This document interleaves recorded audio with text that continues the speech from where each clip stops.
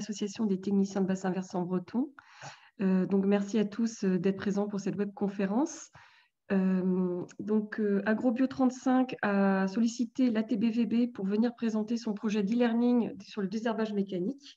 Donc c'est Laura Toulet qui va vous présenter tout ça. Donc je vais lui laisser la parole et je vous souhaite une bonne webconférence. Merci. Donc avant de commencer, je suis Laura Toulet, je travaille à Agrobio 35 en tant que coordinatrice du pôle développement de la production. Donc je vois qu'il y a quelques personnes du 35 qui me connaissent bien et qui connaissent un peu notre organisation à Agrobio 35. Mais pour les autres, je vais quand même prendre un petit temps pour un petit peu recontextualiser les choses. Et j'ai essayé de construire une petite présentation assez courte parce que l'idée, c'est quand même qu'on échange derrière et que je réponde un petit peu plus à vos questions d'éclaircissement pour que vous compreniez bien de quoi il s'agisse. Voilà, donc je ne rentre pas forcément dans tous les détails dans la présentation. Donc, n'hésitez vraiment pas à poser des questions dans la bulle de conversation. S'il y en a qui sont directement en lien avec ce que je dis, je répondrai. J'essaierai d'y répondre dans le déroulé de la présentation et sinon, autrement, comme Charlotte l'a expliqué, je vais dérouler les choses et puis on prendra le temps de bien prendre toutes les questions qui ont été dans le chat et éventuellement quelques-unes en prise de parole directe pour répondre à tout ça. Donc, j'ai prévu là dans la présentation de refaire un petit point sur qui est Agrobio 35, déjà pour nous resituer dans le paysage, même si je pense que les uns et les autres, vous connaissez a priori nos homologues sur vos territoires respectifs. Et ensuite, de présenter de quoi on parle quand on parle du désherbage alterné, d'où vient le projet du e-learning, et puis ensuite, qu'est-ce que c'est que ce projet en e-learning, en quoi est-ce qu'il peut vous concerner aussi, ce qui m'amène directement au point de fin de présentation, qui est la nature de la formation qui est proposée pour les animateurs et les techniciens agricoles, que ce soit en Bretagne ou ailleurs d'ailleurs. Donc, pour démarrer et simplement pour resituer dans le paysage, Agrobio 35, on est le groupement des agriculteurs bio. Donc, on a nos homologues GAP 29, GAP 56 et GAP 22 en Bretagne, mais également nos homologues ailleurs en France. Et on est membre du réseau de la Fédération régionale des agriculteurs bio, la FRAB, et de la Fédération nationale, la FNAB. Donc, on a un objectif commun, tous les membres de ce réseau-là, de développer la bio sur les territoires. Et donc, ça passe à la fois par augmenter le nombre de fermes bio sur les territoires et structurer les filières pour qu'il y ait également des débouchés qui soient durables pour les producteurs qui rentrent en agriculture biologique. Et on a, au-delà du cahier des charges de la bio, un certain nombre de valeurs sociales et éthiques que l'on cherche à faire rayonner. Et donc, on promeut une certaine forme de développement de l'agriculture bio sur le territoire qui n'est pas forcément compatible avec d'autres formes de développement de l'agriculture biologique. Voilà. Au sein d'Agrobio 35, de manière un petit peu plus précise, aujourd'hui, on est 21 salariés à Agrobio qui travaillons sur 5 pôles de développement différents. Le pôle développement de la production, que je coordonne et qui inclut toutes les pratiques issues de l'agriculture biologique, dont fait partie le désherbage mécanique du maïs. Un pôle alimentation et territoire, dont l'objectif est vraiment de sensibiliser l'ensemble de la population au développement de l'agriculture biologique et de structurer les filières et de développer la consommation. Le pôle action collective et installation transmission, donc qui regroupe l'ensemble des actions visant à renforcer les compétences des agriculteurs bio et des agriculteurs souhaitant aller vers la bio par l'action collective, la formation essentiellement, et jouer sur tout ce qui est installation en agriculture bio et transmission des fermes en bio et ou facilitation, profiter du moment de la transmission pour aller vers une conversion à l'agriculture biologique. Le pôle ressources techniques, dont le rôle est de capitaliser l'expertise des agriculteurs bio et de développer de nouvelles techniques en agriculture biologique et également de diffuser l'ensemble de ces connaissances. Et enfin, le pôle soutien et vie associative qui, lui, a un rôle plus syndical et également de support à l'ensemble des autres missions pratico-pratiques de terrain. On est aujourd'hui dirigé et avec des orientations qui sont posées par un conseil d'administration qui est constitué de 21 administrateurs et administratrices. On n'est pas loin de la parité aujourd'hui. Et c'est un réseau qui aujourd'hui regroupe 495 fermes adhérentes au 1er janvier. Donc, on est à un peu plus de la moitié des agriculteurs bio qui sont adhérents à AgroBio 35. On a également, depuis l'année dernière, un réseau de référents territoriaux qui sont des adhérents d'AgroBio, qui sont formés progressivement à l'ensemble des actions de développement de la bio sur les territoires et qui constituent des repères et des interlocuteurs privilégiés pour les acteurs des territoires, en particulier les élus des bassins versants et des collectivités territoriales, mais ça peut être tout autre type d'interlocuteur qui cherche à développer la bio sur un territoire et qui du coup peut être envoyé vers ces agriculteurs ressources qui ont bien connaissance des enjeux locaux de leur secteur. Et puis, j'ai juste rajouté une petite touche ici pour signaler que ça fait 30 ans qu'on travaille sur ces missions-là cette année et donc on commence à avoir une bonne connaissance et une bonne expertise des pratiques de la bio et des enjeux qui y sont associés. Donc pour zoomer sur la technique du désherbage alterné qui du coup appartient entre guillemets au pôle développement de la production dans le sens où il s'agit d'une pratique qui est de manière obligatoire pratiquée par les agriculteurs bio qui mettent en place du maïs. Ça marche aussi sur les céréales ou sur la betterave ou sur d'autres types de cultures, mais en particulier sur le maïs, et qui peut facilement être adaptée et mise en place par des agriculteurs qui ne souhaitent pas aller jusqu'à l'agriculture biologique et qui, pour nous, constitue une porte d'entrée pour rentrer sur des fermes conventionnelles et approcher une agriculture alternative par des entrées très techniques qui nous permettent ensuite de poser des questions de remise en question du système un petit peu plus profond. Le désherbage alterné, le questionnement a démarré sur un bassin versant en Ille-et-Vilaine, qui est le bassin versant de la Vilaine amont, où on avait une ETA, enfin une personne d'une ETA en l'occurrence, Jérôme Guillon, et un agriculteur bio administrateur d'AgroBio 35 qui maîtrisait bien le désherbage mécanique et un agriculteur conventionnel qui était membre de la CPA du bassin versant Vilaine amont, qui avait bien conscience qu'il y avait une attente forte de développement des techniques alternatives à l'utilisation des produits chimiques, mais qui avait aussi bien conscience que imposer le tout mécanique n'était pas possible pour l'ensemble des agriculteurs. Et donc, les trois ensemble, là, cette personne de l'ETA qui venait d'investir dans une houe rotative et qui cherchait à faire tourner son outil sur le territoire, les trois ensemble ont réfléchi à qu'est-ce qu'il faudrait qu'on puisse mettre en place sur les territoires pour vulgariser un peu la pratique du désherbage mécanique, que ça permette à la fois de réduire l'usage des produits phytosanitaires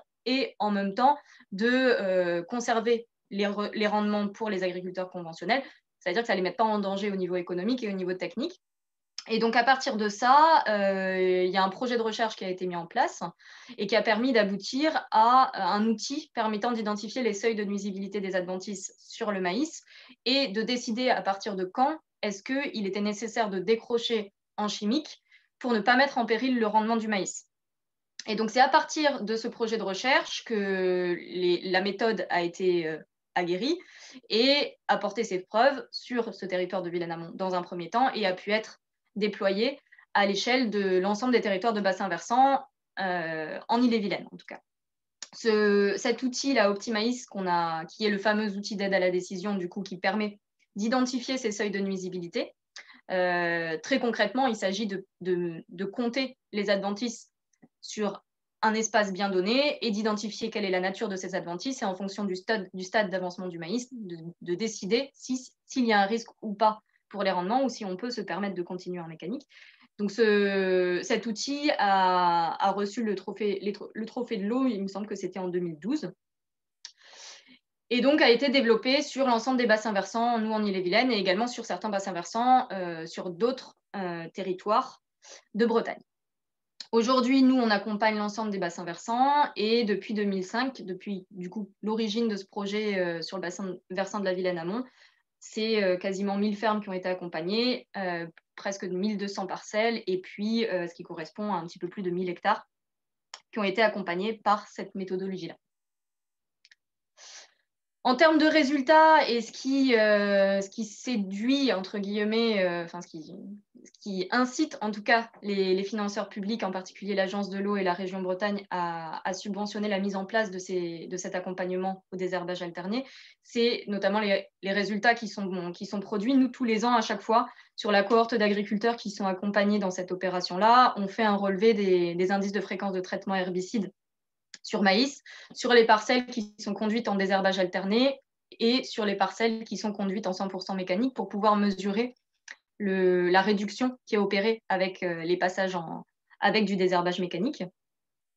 Et donc, en moyenne, là, sur les années depuis 2013 là, où on a eu un recensement suffisamment significatif de ces IFT, on a une baisse avec un seul passage de mécanique de 30% de l'IFT et de presque 60% de l'IFT à partir du moment où on va au-delà de 2 passages de mécanique.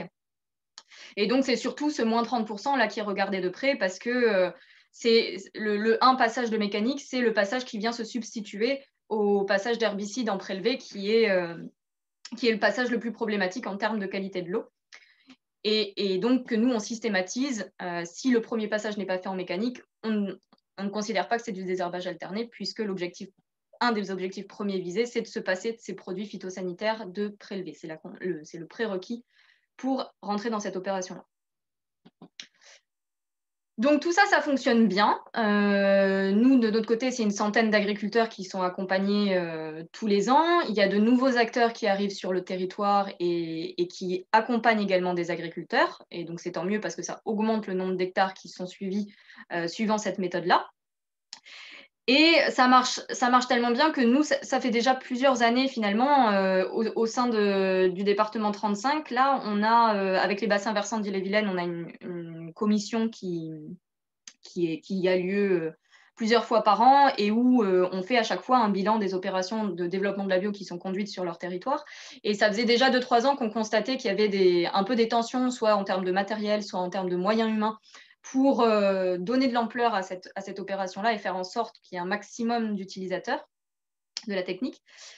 Et donc, on est dans ce contexte de demande croissante avec des investissements de la part à la fois des agriculteurs en individuel et également des ETA et des CUMA, et également des ambitions fortes de développement du désherbage alterné, à la fois de la part des bassins versants directement, avec des ambitions qui sont indiquées dans les contrats de territoire, et à la fois de la part de l'Agence de l'eau, qui identifie cette pratique comme étant un fort levier d'action avec un résultat qui est efficace et rapide. Et également, du coup, cette limite en face du nombre de techniciens sur le terrain, parce que la particularité du désherbage mécanique dans une équipe, c'est que c'est une pointe de travail qui est très momentanée. On a 3 mois de l'année où les équipes techniques qui font du désherbage mécanique sont à 100% sur cette mission-là. Mais pour pouvoir embaucher des personnes en plus sur cette mission, ça veut dire qu'il faut remplir le poste pour le reste de l'année, ce qui est pas simple. Disons qu'on ne peut pas augmenter indéfiniment dans une même équipe le nombre de personnes qui vont être assignées à cette mission-là. Voilà, donc c'est face à ce constat-là qu'on est arrivé à la conclusion qu'il fallait trouver des moyens pour accompagner le développement sans augmenter, nous, notre force de travail en interne, à la fois en termes de solutions, du coup, ça veut dire former de nouveaux techniciens et de nouvelles techniciennes à la connaissance du désherbage alterné pour pouvoir être en capacité d'accompagner à leur tour des agriculteurs, de former de nouveaux chauffeurs également à l'utilisation de ces outils de désherbage mécanique, et puis enfin et surtout d'autonomiser les agriculteurs dans cette pratique-là, parce qu'on avait également le constat, après toutes ces années d'accompagnement, de voir certains agriculteurs qui finalement, une fois le soutien des bassins versants et l'accompagnement passé, ne prenaient pas forcément en main la pratique de manière autonome. Donc, sur ce constat-là, on est d'abord allé voir l'Agence de l'eau qui était très réceptive à la proposition de trouver des solutions à ce constat-là. Et donc, proposition qui était de passer par la mise en place et la construction d'un programme de formation pointu permettant de former toutes ces personnes-là et de les autonomiser à la pratique. Ce à quoi l'Agence de l'eau, du coup, a répondu très favorablement et a été rejoint ensuite par l'État puis le Crédit Agricole pour pouvoir construire ce projet qui s'est étalé sur toute l'année dernière, qui nous a permis d'aboutir à l'outil là, que je vais vous présenter. Donc concrètement, nous, à Agrobio 35, on a donc l'expertise technique sur ce qu'est le désherbage mécanique du maïs. On a l'expertise également de la formation, mais en format présentiel. Et donc, on a eu besoin de s'entourer de personnes qui avaient des compétences complémentaires pour avoir un produit de qualité in fine. Et en premier lieu, on s'est entouré de l'association 38°5, qui est la structure qui nous a fait toutes les prises d'images et tous les montages nécessaires à la construction de la formation. On s'est également entouré d'une ingénieure pédagogique, Gaëlle Carrière, qui nous a apporté les clés pour vraiment savoir de quelle manière est-ce qu'il était intéressant et pertinent de construire une formation en distanciel sur cette thématique-là. On s'est également entouré d'une structure qui est spécialisée en plateforme numérique, en particulier de formation, l'Ornatech. Et puis également d'une agence de communication pour le travail qui est en cours là, depuis janvier, de diffuser l'information sur cette nouvelle plateforme et avoir un maximum de personnes à l'utiliser. Et enfin, un juriste pour cadrer un petit peu les relations de partenariat technique avec les structures avec lesquelles on a travaillé pour ce projet-là. Ocapiat, qui est le fonds de formation du coup dont nous dépendons à peu près tous, je pense, autour de la table là, et Vivea, donc le fonds de formation des agriculteurs, ont également été sollicités et nous ont conseillé sur la manière de construire notre projet, de manière à ce que cette formation puisse être finançable par ces différents fonds de formation et donc être accessible à un maximum de personnes par la suite.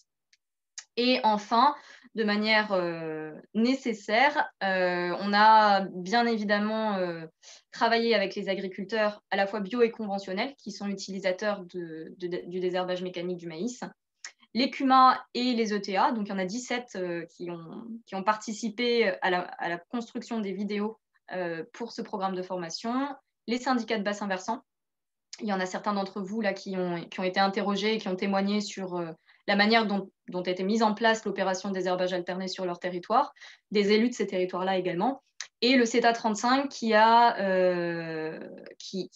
participé également à la construction de la formation sur un volet qui était demandé par l'Agence de l'eau là également, d'aller un petit peu au-delà de notre accompagnement et de notre champ d'expertise qui est vraiment la technique du désherbage en mécanique. Le CETA a l'expertise complémentaire de continuer à raisonner l'utilisation du chimique à partir du moment où on arrête le mécanique et on repasse en chimique pour limiter au maximum les doses qui sont appliquées sur les parcelles qui ont commencé à être désherbées en mécanique et qui terminent en chimique. Donc, il y a un petit module de la formation qui a été construit par le CETA 35 pour rajouter ce volet-là et aller jusqu'au bout du raisonnement d'un usage minimum de produits phytosanitaires.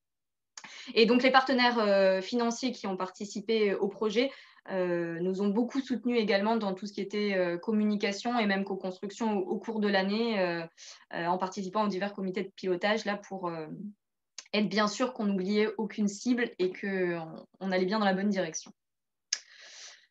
Ce projet, donc, il a démarré en mars l'année dernière, juste avant la saison du maïs. L'objectif, c'était de pouvoir vraiment commencer dès le démarrage du travail du sol pour avoir toutes les images nécessaires depuis le travail du sol jusqu'à la récolte du maïs et qu'on suive toutes les étapes d'intervention possibles dans un maximum de situations, on va dire. Donc, ça a commencé en mars et on a terminé. On continue encore à modifier quelques petits points encore aujourd'hui, mais disons que le gros a été terminé en janvier et les premières utilisations de la plateforme ont commencé début février. Au final, du coup, on a eu 25 jours de tournage plein, un petit peu plus même, on doit être à 30 parce qu'on a eu quelques journées en rattrapage au mois de décembre, de tournage d'images sur l'ensemble du territoire d'Ille-et-Vilaine pour avoir un maximum de conditions pédoclimatiques représentées également. Des témoignages d'agriculteurs, de techniciens, de chauffeurs, de partenaires des bassins versants des CUMA et des ETA. Et puis, donc, du coup, un suivi du développement du maïs à l'ensemble des stades de la saison pour avoir un maximum de situations et également un maximum de diversité d'outils présentés dans le cadre de ce module de formation. In fine, ce sont 3 modules qui ont été construits.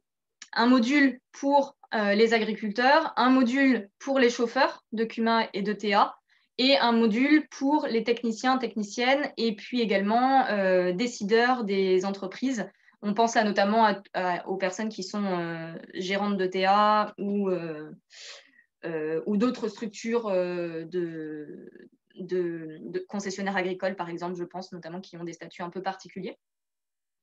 Le profil agriculteur, on est sur un format de formation qui est à la fois distanciel et présentiel, avec en amont de la formation un démarrage par une classe virtuelle qui permet à tout le monde de se connecter en même temps et de rencontrer les experts qui sont derrière la construction de cette formation. Donc, à chaque fois, c'est un des 3 techniciens d'Agrobio 35 qui est spécialisé en désherbage mécanique qui intervient lors de cette classe virtuelle pour que les uns et les autres puissent se rencontrer, pour montrer qu'on est, voilà, pour un petit peu mettre des visages et créer au démarrage un esprit de groupe, même si la première partie de la formation sera en distanciel ensuite. Et également pour bien présenter les modalités de fonctionnement de la plateforme numérique sur laquelle le contenu pédagogique est diffusé. Voilà. Dans un second temps, donc à partir du moment où cette classe virtuelle a eu lieu, les participants ont un accès à la plateforme sur une durée de 2 mois pour visionner l'ensemble du module de formation. Et ce module de formation que chacun réalise chez soi quand le moment est le plus opportun, il y a à peu près en cumulé entre le visionnage du contenu en tant que tel, les temps de compréhension, de manipulation, de réponse aux quiz et aux auto-évaluations, il faut compter 4 heures à peu près de modules d'auto-formation. Et à l'issue de ça, il y a une demi-journée à une journée, plutôt une journée finalement, de formation en présentiel pour revenir sur ce qui a été vu en individuel et en distanciel en amont et pour éventuellement élargir à d'autres cultures. Je dis une demi-journée à une journée parce qu'on était sur un format soit 3 heures de présentiel, en laissant le choix au producteur, soit 3 heures de présentiel, soit 6 heures de présentiel, en se disant, là, on arrive au mois d'avril, les agriculteurs vont avoir un petit peu moins de temps. Si on propose des modules de 3 heures en distanciel, on aura peut-être un petit peu plus de monde à s'inscrire et finalement, toutes les personnes qui jusqu'à maintenant s'inscrivent, on va dire que dans 80% des cas, les personnes souhaitent faire le module de 6 heures et non pas le module de 3 heures. Donc, je pense qu'à l'avenir, on va être intégralement sur ce format-là. Pour le profil chauffeur, on était un peu face au constat que on est sur un profil de personne qui a peu de temps, encore plus à cette période de l'année, et qui arrive parfois uniquement pour la saison. Donc, compliqué également de les former en plein hiver où ils ne sont pas forcément déjà arrivés dans la structure. Donc, il nous fallait un support qui puisse être assez rapide tout en étant efficace et en laissant à chacun sa liberté de choisir le moment auquel il va pouvoir se former. Et donc, pour ce profil-là, on est sur un module 100% digital et en distanciel avec uniquement la partie module en auto-formation de 3-4 heures et un petit tutoriel également en amont qui remplace la classe virtuelle qui est mise en place pour les agriculteurs pour expliquer l'utilisation de la plateforme et le déroulement de la formation.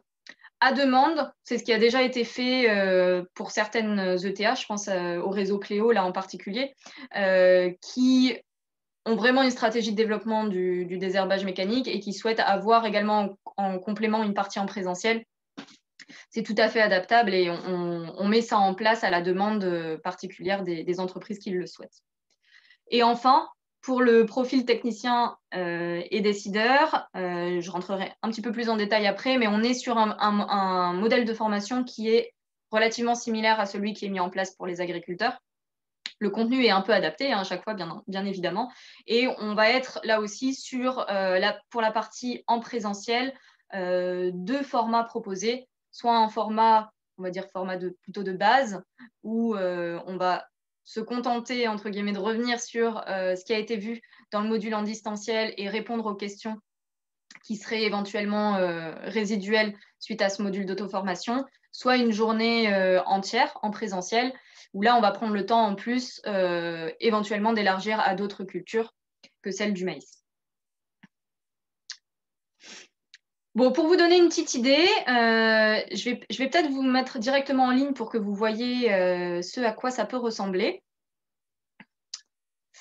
Alors que je ne me trompe pas dans mon partage d'écran. Hop.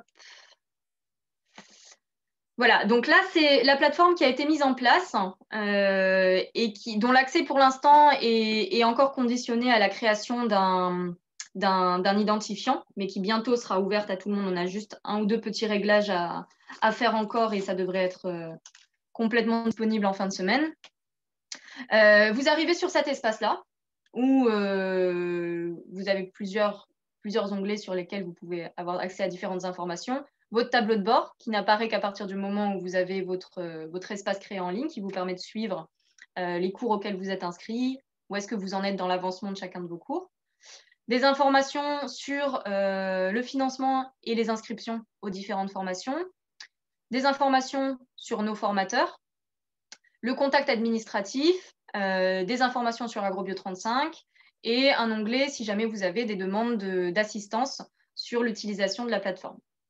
Donc, si je clique, par exemple, si je prends nos formateurs, vous arrivez sur une seconde page et on prend un petit peu de temps. Vous avez l'ensemble des formateurs qui sont présentés avec leurs compétences techniques à chaque fois et leurs coordonnées. Et donc, vous avez ça pour l'ensemble des onglets qui sont présentés ici. Ensuite, donc, si je rentre plus en détail dans un cours, là, je me suis déjà inscrite sur le cours désherbage mécanique pour les techniciens. Vous arrivez sur un espace qui ressemble à ça. Vous avez ici en haut à droite 0 sur 16, ça indique la progression, où est-ce que vous en êtes. Donc, je n'ai pas commencé le cours, je suis simplement inscrite pour le moment. Et plus vous avancez, plus vous avez une note qui augmente et qui vous indique où est-ce que vous en êtes. Et donc, ça se présente par chapitre comme ça. Et donc, pour chacun des chapitres, à chaque fois, vous avez un certain nombre de documents à consulter, de vidéos et puis de tests également, qui vous guident dans l'avancement des différents modules. Donc, c'est assez instinctif comme outil et on arrive à des niveaux de détail de la technique qui sont relativement avancés. Donc, en ce qui vous concerne, les animateurs et animatrices agricoles de bassin versant, le dernier module a été réfléchi à la fois pour des animateurs et pour des techniciens, donc qui rentrent dans un niveau de détail suffisamment approfondi pour que les personnes qui ressortent de la formation soient en capacité derrière de pouvoir accompagner eux-mêmes des agriculteurs sur l'opération désherbage mécanique. Mais également avec un module supplémentaire ici qui est organiser une opération désherbage alterné, voilà, qui permet de donner des billes si en tant qu'animateur de bassin versant ou technicien d'une structure quelconque, vous souhaitez développer une opération de ce type-là sur votre territoire, vous ayez des billes ici sur la manière de l'organiser. Donc l'objectif à la fin, c'est à la fois d'être en capacité d'accompagner des agriculteurs et à la fois de mettre en place des opérations de désherbage alterné sur vos territoires. Donc, je vous disais, vous avez un module de base de 7 heures pour les techniciens qui sont peu familiers du désherbage mécanique du maïs et qui veulent comprendre et découvrir cette pratique-là, et un module plus approfondi d'une durée totale de 10 heures pour les techniciens peut-être un peu plus aguerris ou en tout cas qui souhaitent aller plus loin dans la partie en présentiel, notamment avec l'élargissement à d'autres cultures que celle du maïs. Dans les deux cas, le module de formation commence par une classe virtuelle, donc c'est une trentaine de minutes. Dans les deux cas également, vous avez accès au même contenu en ligne, avec 2 mois de visualisation possible des différents modules et de réalisation des tests d'auto-évaluation en fin de chacun des chapitres.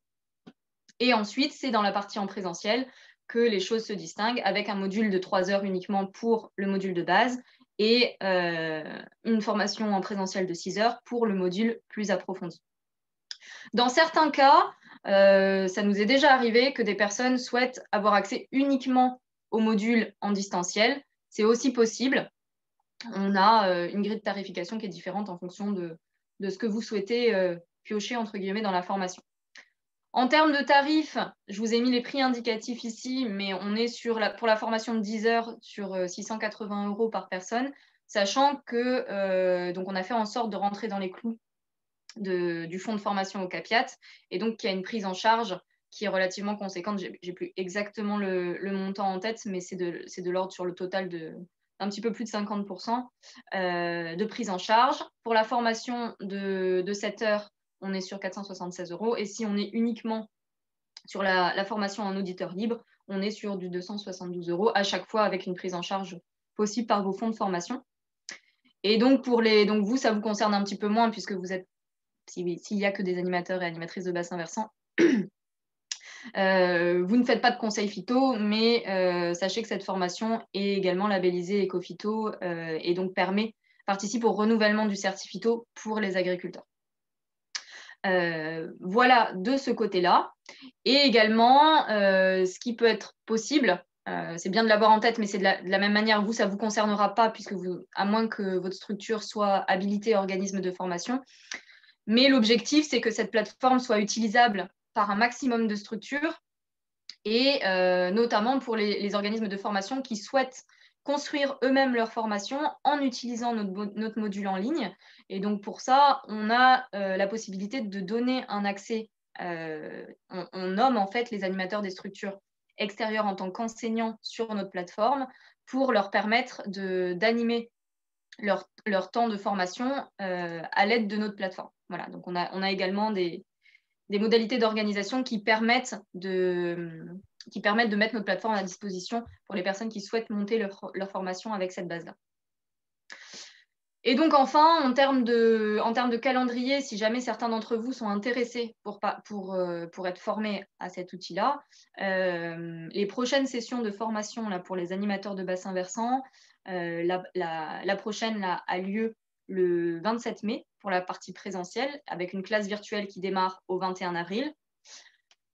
La seconde a lieu le 17 juin. La classe virtuelle est également prévue le 21 avril pour le démarrage. Si jamais il y a des personnes qui s'inscrivent après le 21 avril, on pourrait les accepter puisque les classes virtuelles sont enregistrées, et donc on peut les rediffuser a posteriori pour les inscriptions un peu plus tardives. Et ensuite, on aura plusieurs sessions à l'automne. On aura 4 sessions à l'automne qui seront proposées à la fois pour le module de base et pour le module plus approfondi. Voilà, donc on aura parce que l'objectif là vraiment, c'est qu'on forme un maximum de personnes cette année pour que l'année prochaine, ces personnes-là soient en capacité à leur tour d'accompagner sur le terrain des agriculteurs, et que d'année en année, comme ça, on augmente le pool d'animateurs et de techniciens habilités à accompagner les agriculteurs en désherbage alterné, pour pouvoir augmenter le nombre d'agriculteurs accompagnés sur le terrain d'année en année par ce biais-là. Voilà, je pense que j'en ai fini pour la présentation et qu'on peut passer aux questions pour les uns et pour les autres, si vous le souhaitez.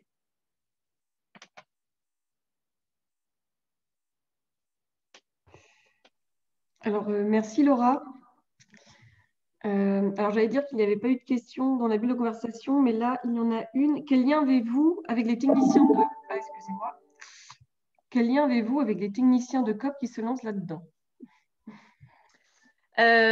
Alors, pour le moment, j'avoue que pour les coopératives, on n'est pas... Là, je faisais le point tout à l'heure sur le nombre de techniciens. On a vraiment axé la communication forte auprès du public agriculteur pour le démarrage de la saison, parce qu'on a en fait, l'accès à la plateforme. Il y a eu les premiers accès début février, mais plutôt sous modalité de test et avec vraiment une utilisation à partir de fin février. Donc, on était déjà, on va dire, un peu tard pour former des techniciens pour accompagner sur la saison 2021 en désherbage mécanique. Donc, on a vraiment axé fort sur la communication auprès des agriculteurs. Et pour le moment, en coopérative, on a une personne de la Coperle qui nous a contactés pour être formé sur ce volet-là. On est en lien, on est relativement bien en lien avec le Gouessant également, qui a une politique forte de développement du désherbage mécanique, mais qui est plus dans une logique pour l'instant qui est dans un positionnement de dire que leurs techniciens sont déjà très bien formés au désherbage mécanique et voilà, de compétences internes déjà acquises. On a l'agence de l'eau qui nous a proposé de nous mettre en lien un petit peu plus étroit avec certaines coopératives avec lesquelles ils sont déjà bien en relation. Mais c'est vrai que c'est un sujet qui est relativement d'actualité. On sent bien que les coopératives ont une envie de monter en compétence sur ces sujets-là et ne sont pas complètement forcément ouvertes à l'idée de faire intervenir des personnes extérieures pour former leurs techniciens dans un premier temps. Voilà, donc c'est vrai que pour ça, on était relativement preneurs de personnes en capacité de nous mettre en lien avec les coopératives qui peuvent témoigner un petit peu de l'expertise qu'on a dessus et montrer qu'il y a un intérêt à former les techniciens par ce biais-là. Mais pour le moment, les liens qu'on a en sont là pour l'instant. Et je vois qu'il y a une question pour la Chambre d'agriculture. Donc nous, on travaille avec eux sur le département d'Ille-et-Vilaine. On travaille bien avec eux. Ça fait maintenant au moins 2 ans qu'il y a des opérations de désherbage alterné sur certains bassins versants qui sont menées à la fois par la Chambre d'agriculture et par AgroBio 35. Donc maintenant, on a à peu près trouvé notre manière de fonctionner ensemble. Et dans ces cas-là, quand on est sur des territoires où il y a à la fois la Chambre d'agriculture et AgroBio 35 qui interviennent dans l'accompagnement, on travaille avec les animateurs de bassins versants qui s'occupent de la mobilisation des agriculteurs et qui ensuite dispatchent les agriculteurs entre un intervenant ou un autre.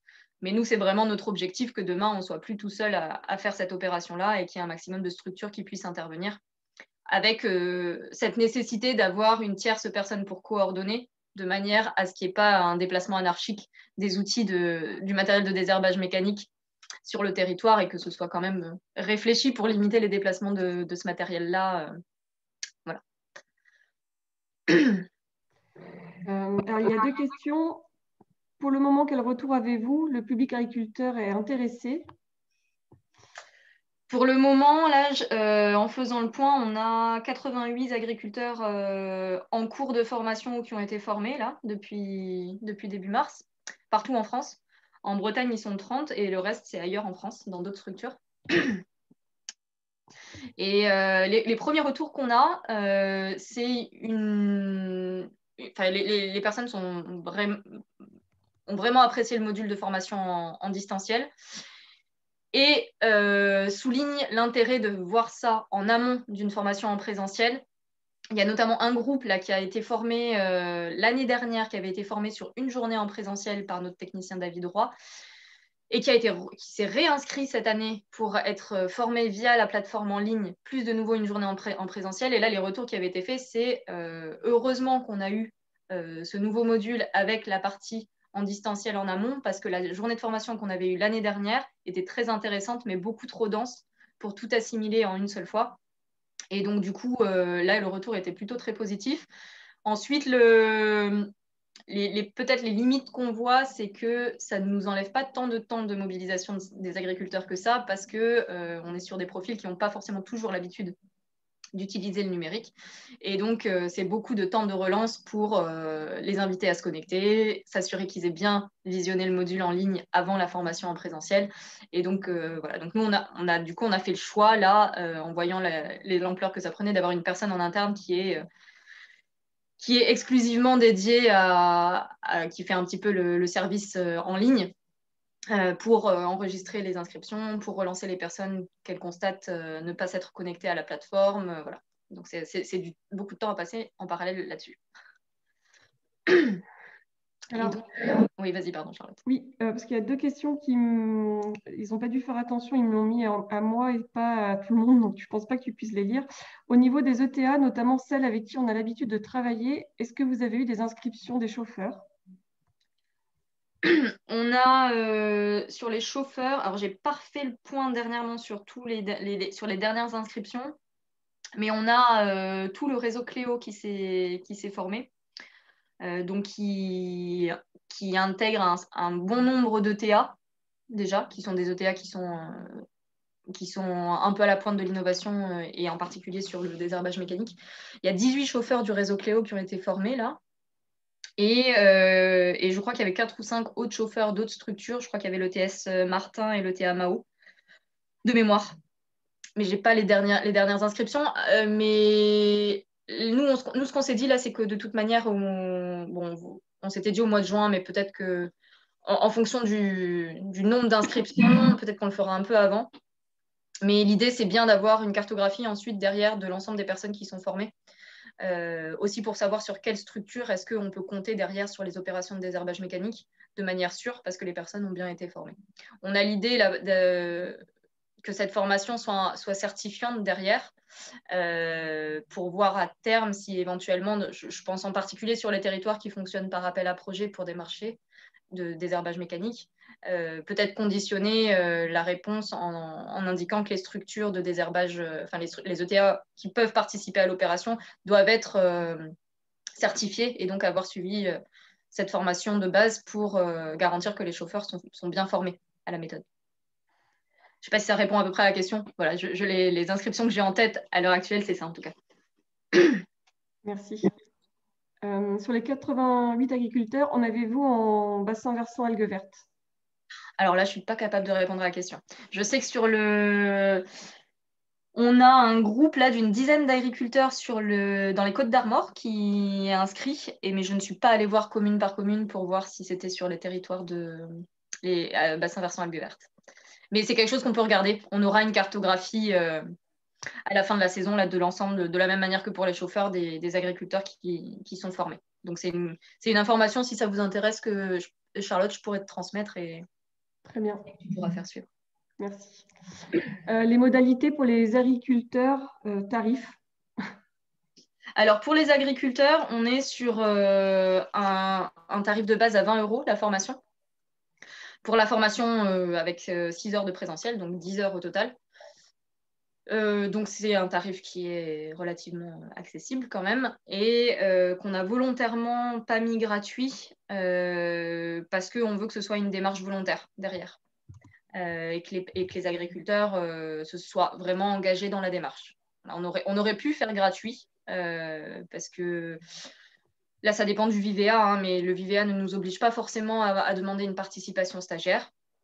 Mais c'est un choix qu'on a fait de mettre une participation voilà, qui est pas significative au niveau financier, mais qui est significative au niveau de l'engagement. Voilà, donc la formation de base, elle est à 20 €. Si jamais il y en a qui veulent aller sur le module 3 heures de présentiel au lieu de 6 heures, elle descend à 14 €. Voilà. Et on a également, pour les agriculteurs qui le souhaitent, la possibilité, comme pour les techniciens, et comme c'est le cas pour les chauffeurs sur le format de base, si certains agriculteurs souhaitent participer à cette formation en tant qu'auditeur libre et faire uniquement la partie en distanciel, donc les 4 heures de module de formation en ligne, on propose un tarif là qui est un tarif de base qui est de 100 € parce que du coup, il n'y a pas de prise en charge par le fonds de formation VIVEA. Et donc, on est sur un tarif de base de 100 €. Mais pour le moment, on a 2 personnes qui nous ont demandé ce module-là. Pour les agriculteurs intéressés, sont-ils plus en bio ou en conventionnel? J'avoue que pour l'instant, beaucoup parce que les formations qui ont eu lieu dans les autres départements, alors pas que, parce qu'on a une chambre d'agriculture dans les autres régions qui nous a sollicité, où là c'était des agriculteurs conventionnels. On doit être pour l'instant, comme ça, à la louche, on doit être à peut-être 60% quand même de bio et 40% de conventionnel. À la louche, comme ça. C'est pareil, ces grands chiffres-là, on fera la synthèse à la fin de la saison. Pour le moment, voilà, au doigt mouillé, je pense que c'est à peu près 40-60. Alors, n'hésitez pas aussi à désactiver votre micro pour poser vos questions. Et sinon, la bulle de conversation, hein, ça ne pose pas de souci non plus. Alors, je vois qu'il y a une question par rapport au Côte d'Armor, là, sur est-ce qu'il y a des formations dans le 22 et organisées par le GAB 22 notamment. La question se pose pour le 56 et pour le 29 en parallèle. Nous, on a fortement incité nos collègues des GAB respectifs à déposer des formations sur leur territoire parce qu'on avait des appels justement de personnes qui étaient de leur département qui nous appelaient pour participer à la formation. Pour le moment, les structures n'ont pas déposé de formation. Je sais que le GAD 56 a voulu en déposer une et puis finalement, pour des raisons de disponibilité en temps, n'a pas été déposée. Mais l'objectif, c'est bien ça, hein, c'est que de manière délocalisée, ensuite, ces formations-là, c'est vrai que je vous disais que l'objectif de former les techniciens, c'est que derrière, ils soient en capacité d'accompagner les agriculteurs eux-mêmes derrière sur le terrain, mais c'est aussi que les techniciens derrière puissent être en capacité d'organiser eux-mêmes des formations et donc d'assurer la partie en présentiel de leur côté. Parce que c'est vrai que nous, on peut en assumer un certain nombre, mais qui suffira pas pour enclencher l'accroissement du nombre de personnes tel qu'on l'imagine en tout cas. Il faut aussi qu'il y ait d'autres structures qui soient en capacité de mettre en place les formations sur leur territoire et assurer la partie présentielle de leur côté.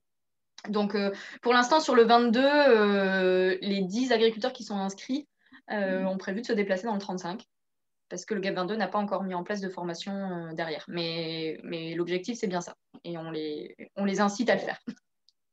Mais peut-être que si vous avez il ne faut pas hésiter de votre côté à retourner vers eux également, parce que s'ils voient qu'il y a des sollicitations locales qui émanent du terrain, c'est une invitation de plus pour eux à aller vers le dépôt de formation qui soit au niveau local et qui facilitera bien évidemment l'inscription de producteurs de leur département. Enfin, là, je pense au 29 notamment, où on a eu 2-3 personnes qui nous ont appelés pour nous demander si le GAP 29 mettait ces choses en place.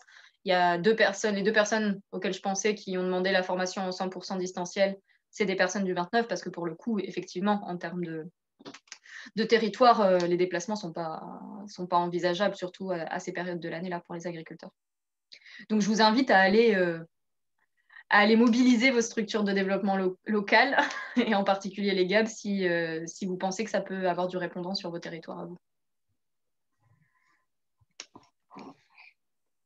Le GAP 29 nous avait proposé une formation Optimaïs pour les agriculteurs. S'agit-il de la même formation? À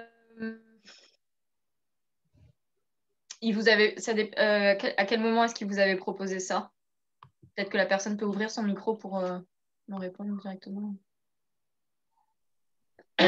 Oui. Donc, on avait rencontré Jérôme Le Pape. C'était, je ne sais plus exactement quand, mais c'est il y a quelques mois. Je crois que c'était en janvier. Il nous a parlé de formation. Voilà, qui avait l'air intéressante, puisqu'on souhaite développer l'agriculture biologique sur notre territoire BLG verte.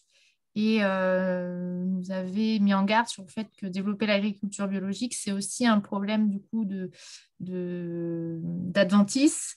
Et donc l'Optimaïs, c'était un outil presque indispensable pour le développement de l'agriculture biologique. Et donc nous avait parlé d'une formation Optimaïs. Alors, c'est possible que ce soit celle-ci, parce que mois de janvier, nous, ça faisait déjà un moment qu'on en parlait à nos collègues des autres GAB et on leur avait déjà proposé des modèles de dossiers de financement du VA pour qu'ils puissent déposer les mêmes sur leur territoire. Donc, c'est possible que ce soit ça. Autrement, s'il ne vous a pas parlé de partie de module en distanciel, peut-être que ce dont il parlait, c'était la même chose que ce que nous, on faisait auparavant, c'est-à-dire uniquement une journée en présentiel de présentation de la technique du désherbage alterné. Donc là, il faudrait leur redemander, mais maintenant qu'ils sont plus familiers, et en plus, ils ont un technicien maintenant qui est revenu au GAP 29 qui est en capacité d'assurer la partie en présentiel. Donc, il est fort possible qu'ils en déposent pour les prochains mois. Faut pas hésiter du coup à retourner vers eux en disant que vous avez eu la présentation là et que vous voyez un petit peu plus de quoi il s'agit, et s'ils ont des créneaux à proposer pour que vous puissiez éventuellement les appuyer dans la communication auprès des agriculteurs conventionnels. Voilà.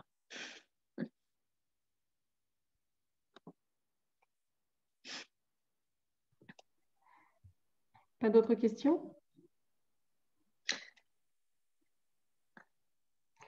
Parce que sinon, nous, on avait parlé éventuellement peut-être proposer voir si la TBVB pouvait proposer quelque chose si ça intéressait les techniciens. Alors, juste, il y a Claire là qui... Ah, il y a un micro qui ne marche pas. Mais... On va attendre que tu rédiges ton message, ta question, Claire, du coup.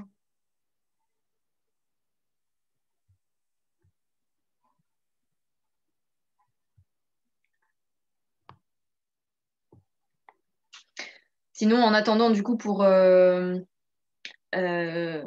enchaîner sur ce que tu disais, Charlotte, oui, effectivement, nous, notre objectif, là, c'était du coup, de former un maximum de...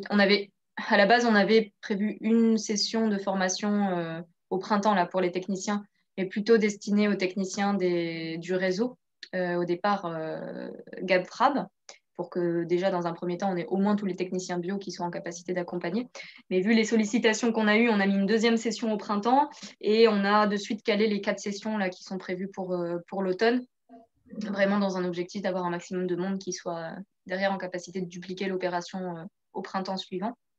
Et donc, effectivement, moi, ça me semblerait, s'il y a plusieurs animateurs de bassin versant qui sont intéressés, ça me semblerait pertinent d'avoir une formation où il y a des personnes qui partagent en tout cas les mêmes enjeux et les mêmes volontés d'amélioration de la qualité de l'eau.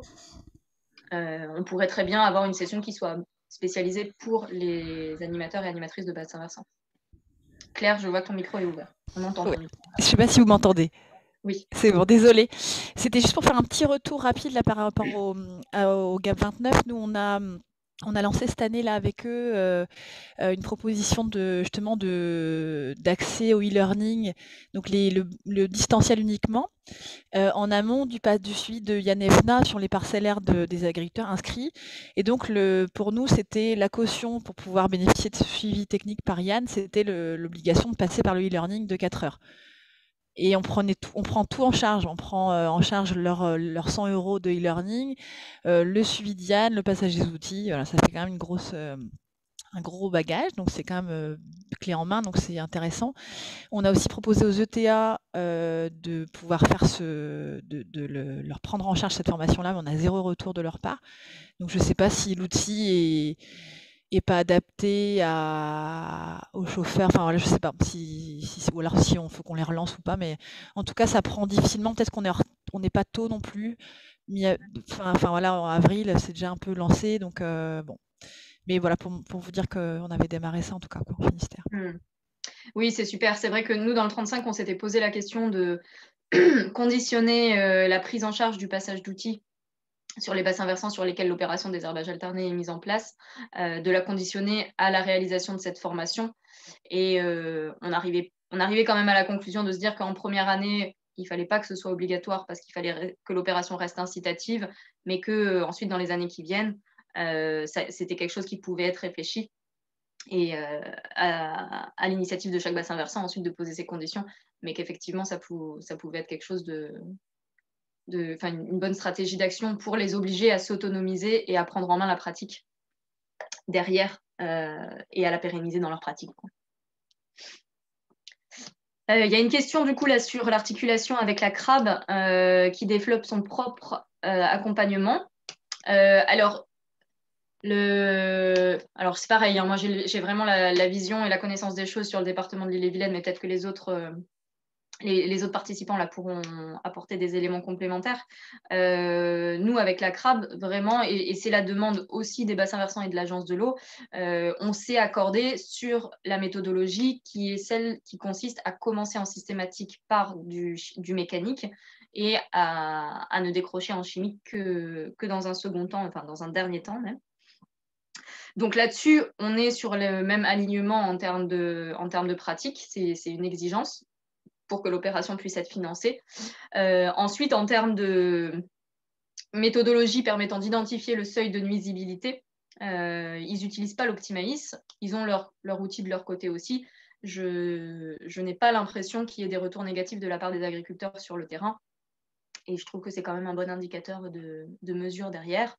Voilà. Après, je vous avoue que je ne me suis pas assez plongée dedans de manière technique pour juger de ce sur quoi ils se sont basés comme études pour pouvoir construire leur propre approche. Voilà. Mais sur le terrain, ça a l'air de fonctionner en tout cas. Ils ont peut-être aussi une approche qui est...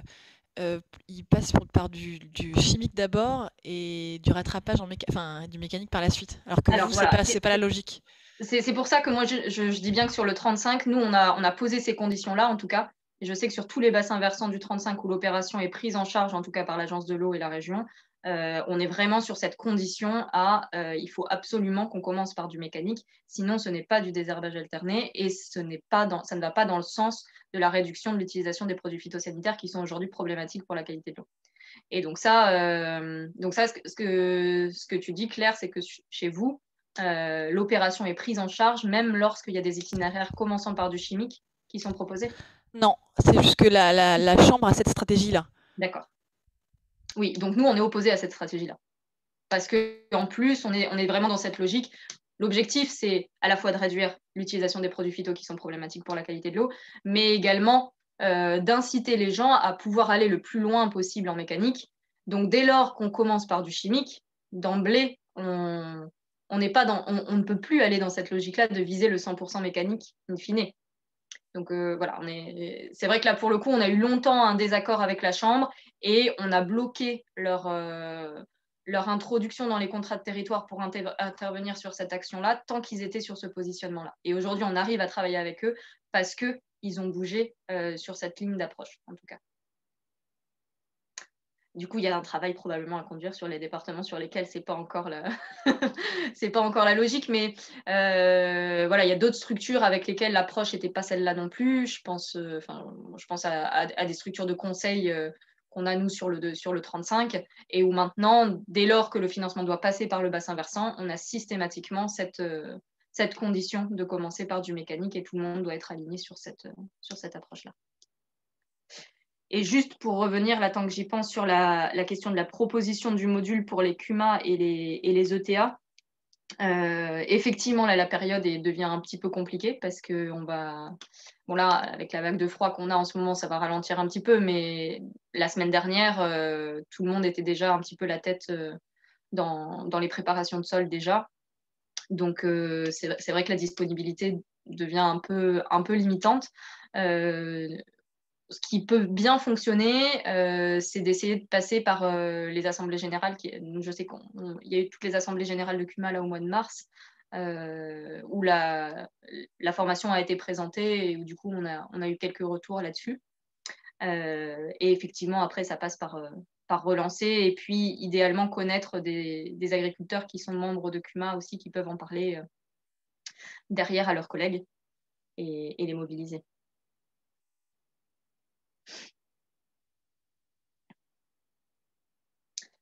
Est-ce qu'il y a d'autres questions?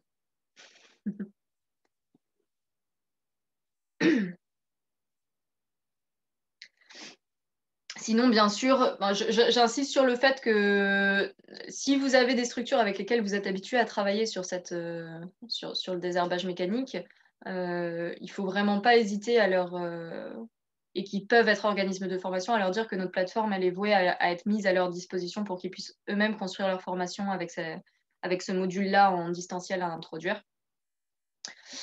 Voilà, c'est vraiment l'objectif. À partir du moment où on a construit l'outil sur des financements publics, l'objectif, c'est vraiment qu'il puisse être utilisé et accessible par un maximum de structures et de personnes. Donc, il ne faut vraiment pas hésiter à renvoyer vers nous dans ces cas-là.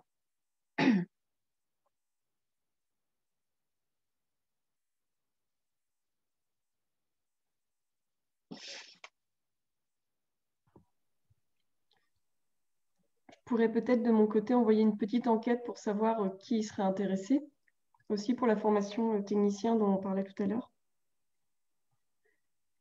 Comme ça, on saura exactement s'il y a lieu de monter quelque chose et comment, surtout. Je pense qu'on a le même problème qu'AgroBio 35, c'est le temps disponible, quoi. Oui. On voit bien qu'on aura, chaque technicien de BV ne pourra pas assurer un mois et demi de suivi chantier maïs. Donc c'est pour ça qu'on fait appel à la prestation aussi. Et autant avoir un bagage minimum, c'est essentiel, je pense, parce que pour le présenter, il faut déjà savoir bien en parler, mais aller jusqu'à du conseil technique, c'est plus compliqué, c'est autre chose, quoi. Après, c'est des choses qui se réfléchissent, je pense,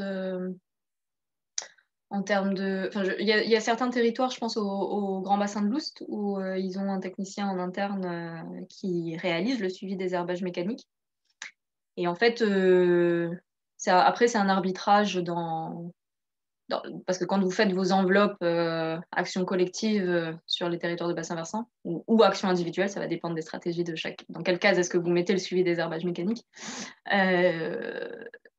Nous, on pourrait augmenter notre enveloppe. On est parfois sur certains territoires pas contraints par les plafonds de l'agence de l'eau, mais on n'augmente pas notre enveloppe parce qu'effectivement, on n'a pas de temps sur cette période-là. Alors, je ne sais pas si chez vous, sur certains syndicats, est-ce que c'est des questions de pas de temps du tout à cette période-là, ou si c'est pas de temps parce que pas de moyens financiers. Pour le coup, pour les moyens financiers, je pense que, en tout cas, vu l'engagement qu'a pris l'agence de l'eau sur le développement du désherbage mécanique, je pense que l'agence de l'eau est vraiment prête à mettre des moyens financiers supplémentaires, en tout cas lorsque c'est nécessaire. Et nous, la problématique qu'on avait, c'était plutôt d'avoir des créations de postes qui soient complètes derrière. C'est compliqué d'avoir sur 2-3 postes dans une même structure de la dimension de la nôtre, c'est OK, mais dès qu'on passe au-delà, ça devient compliqué d'avoir des postes qui soient complets et structurés avec cette mission-là pendant 2 mois où il faut être intégralement disponible dans le suivi des parcelles. Voilà, je pense que ça va dépendre des situations individuelles de chacun, mais en termes de moyens financiers, j'ai l'impression que l'Agence de l'eau est prête à mettre des moyens là-dessus.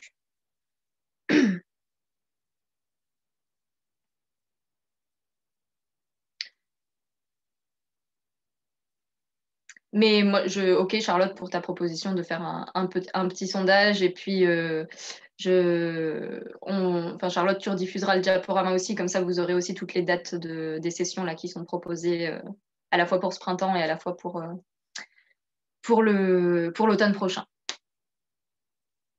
Très bien. Et d'ailleurs, dans le sondage, il peut aussi y avoir, est-ce que vous pensez à d'autres structures qui pourraient être intéressées pour être formées, si vous voyez qu'en interne, effectivement, c'est pas ces choses-là ce sera pas la structure de bassin versant qui sera en capacité d'assurer le suivi derrière.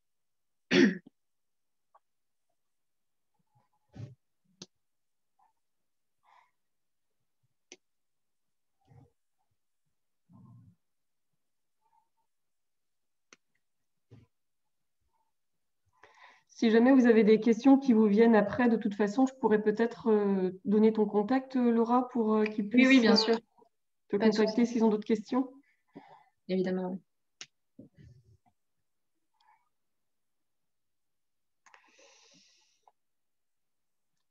Eh bien, je crois qu'il n'y a plus de questions, donc on va peut-être pouvoir clôturer.